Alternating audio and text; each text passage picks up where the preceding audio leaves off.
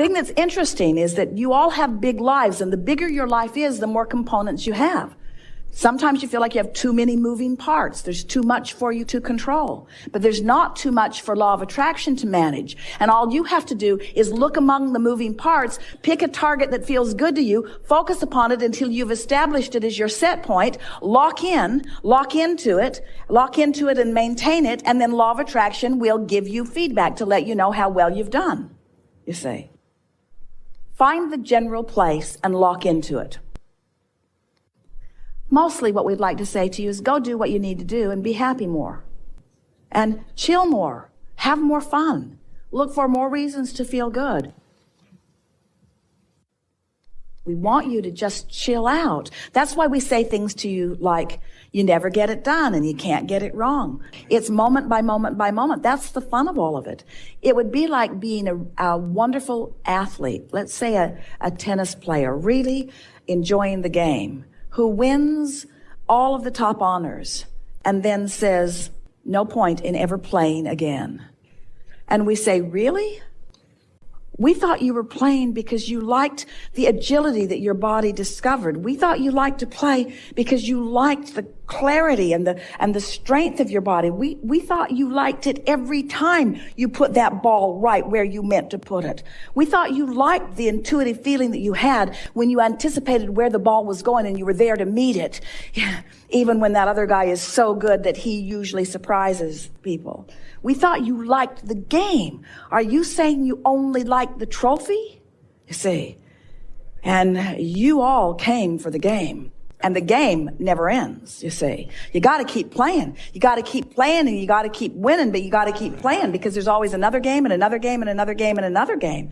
Every moment there's another game. There's another point of clarity. There's another opportunity to uplift. There's another opportunity to have way more fun than you've ever had before. That grid is just ripe. The vortex is ripe with whatever the grid is ready to allow, you see. Your work is to prepare the grid. Your work is to be ready for what's ready.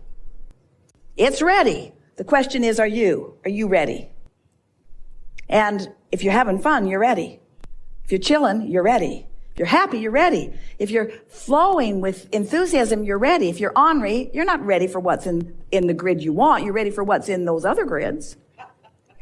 Negative emotion always means you put something there that you're not allowing. You can never not know. We can pronounce you that. You're not ever again gonna not know. You always know. You might deny that you know, or you might resent that you have to hold the vibration. Esther says that to us every now and again. Oh, really? I liked it better before I knew so much. I feel so responsible, and we say, then you're not ready. Feeling of responsibility is not being ready. I feel responsible to my point of attraction. What am I doing wrong?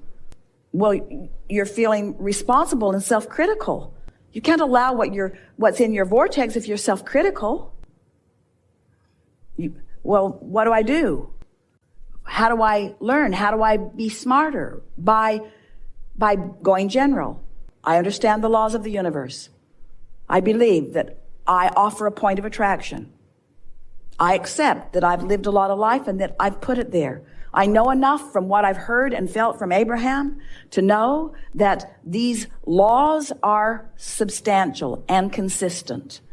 I don't want to ask to be the exception in the universe. I can go with the flow of the laws. I can do that. I want to be happy.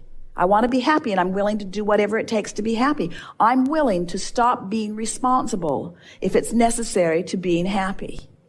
Now, that's interesting. Oh, I'm no longer going to be responsible. My children will starve. Too specific. Too specific. I'm not going to take on more than is mine to take on. I'm not going to try to control the world. I'm not going to try to control what others are thinking or doing. Lighter, lighter, lighter. I'm going to trust that they all have an inner being. I'm going to trust that they will find their way. I'm going to look for my way and trust that others will find theirs. Lighter, lighter, lighter, lighter, lighter. But what if they don't know what to do? Negative emotion. Too specific. Go general. Well, they'll figure it out. Everybody's not ready for this leading edge conversation. And what they're ready for, the universe will deliver to them. They'll be fine. A lot of people wouldn't be happy knowing what I'm talking about here today. It's too leading edge for them. They're not comfortable with this leading edge conversation. They're ready for what they're ready for. And they have an inner being who adores them, who has their back, and all kinds of non-physical energies that are focused with them. We're not supposed to ever get it all figured out. There's always more to figure out, more. I'm going to use my point of attention right here and now, my point of power, which is where me and me converge. It's where the non-physical inner being me and the physically focused me is where we converge. I'm going to converge right here in this now moment, and I'm going to feel good while I do it. I'm going to feel good. So then you turn on the television and there's something troubling. Turn it off. You keep thinking about it. Change the subject in your mind. Change the subject. In other words, just keep reminding yourself, I'm going to tend to my point of attraction, which mostly means I'm going to mind my own business, which mostly means I'm going to do my best to feel good as best as I can. And I'm getting better and better and better and better and better at this. We'll put it to you this way, and here's a good definition. We've not offered this before. Action is the dabbling in the specifics of the manifestation. For the most part, most people are offering action instead of offering stable vibration. So most people are offering most of their action in order to compensate for the energy that went awry earlier because they were not aware of it in the earlier subtle stages. So if you're not aware of what you're doing vibrationally in the early subtle stages, and you've begun attracting something that there's a momentum coming, and when the grid fills in, there is a momentum. And it doesn't matter what grid it is that's filling in, there's always a momentum. So a lot of people use their action in order to try to compensate for the momentum because they weren't paying attention to what they were doing earlier. It's sort of like the cast on your arm is sort of like that. That was action that you applied after the fact because you weren't paying attention to what you were doing vibrationally before. Then we want to say that since you have different vibrations going on relative to different subjects, and often there are things that you just need to do. You have responsibilities and you can't just not do them. But you could do a better job of doing your vibrational work first. And by that we mean meditate more often. We would every single day.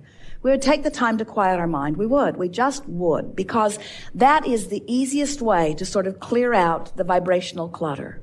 And then we would make lists of positive aspects, and we would make them about things that are really easy to make them about. We would not be trying to create with our positive aspect book. We would be genuinely tuning ourselves to the frequency of what feels good. So we would pick the easiest things in our life that make us always feel good when we think about them, and we would fill the pages of our book with only that.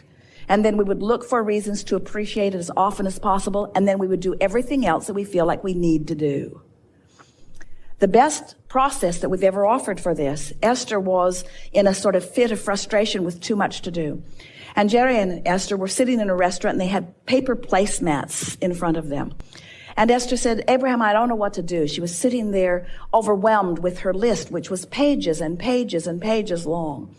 And so we just encouraged her to draw a line down the middle of the placemat. And we said, on the left side, write, universe, take care of these things. And on the right side, write, I will take care of these things. And then we encouraged Esther to write what she wanted the universe to take care of. And so she made a list. And it was quite a general list.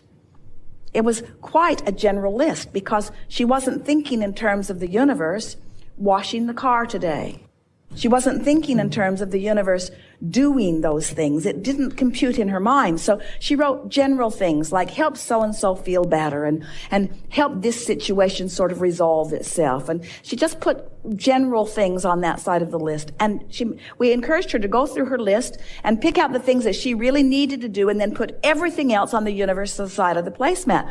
Well, so she did. She went down. It took almost an hour after they had finished their meal for Esther to transfer everything to the placemat. And on her side were only 4 things. It was something like make a bank deposit, and they were important things that really needed to be done that day. So she accomplished those 4 things, and with relative ease. And to her astonishment, Several of the things on the universe's side of the placemat happened without her attention to them.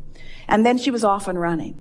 Well, what this placemat process actually does is it teaches you to let go. It teaches you to let go of the angst, because she only chose the things that she felt were manageable.